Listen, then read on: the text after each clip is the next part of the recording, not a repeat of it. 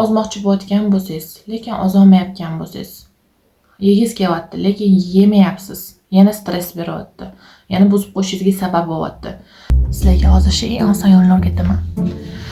Buning uchun sizlar kaloriya hisoblashingiz kerak bo'ladi. Har kuni odam harakat qiladi. Kimdir uy bekasida, kimdir ishga boradi va albatta har kuni hamma kaloriya sarf qiladi. Mana kaloriyangizdan kam ovqat yesangiz, albatta vazn tashlaysiz. Bir ovqatlanib kaloriya hisoblasangiz ham, nosog'lom ovqatlanib kaloriya hisoblasangiz ham albatta vazn ketadi. Faqat o'rtasida farqi bor. Agar to'g'ri ovqatlanib kaloriya hisoblab yeydigan bo'lsangiz, organizmdan shlaklar, suvlar chiqib ketganini hisobiga tez vazn ketadi, ob'em ham tez ketadi. Agarda siz nosog'lom ovqat yeb turib, kaloriya hisoblab kunlik kaloriyangizdan kam yeydigan bo'lsangiz, unda organizmingizdan shlaklar, suvlar chiqib ketmagani hisobiga siz ob'emdan sekin ozasiz. Tarozda ham natija kichikroq bo'ladi, lekin natija albatta bo'ladi.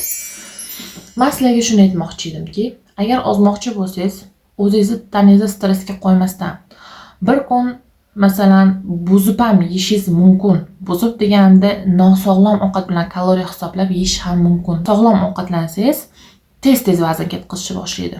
Sizga ma'lumotlar foydali bo'ldi degan umiddaman. Menga obuna bo'lib qo'yinglar. Men o'zim ham ozish bosqichida ketyapman. Va bu bosqichda har haftada men отчет tashlayman. O'sha отчетlarni qo'yib boraman. Haftada necha kilo minus bo'lyapti, yeb ichayotganlarim bo'lsa, istoriyalarga qo'yib boraman. Sizlarga qiziq bo'ladi degan umiddaman.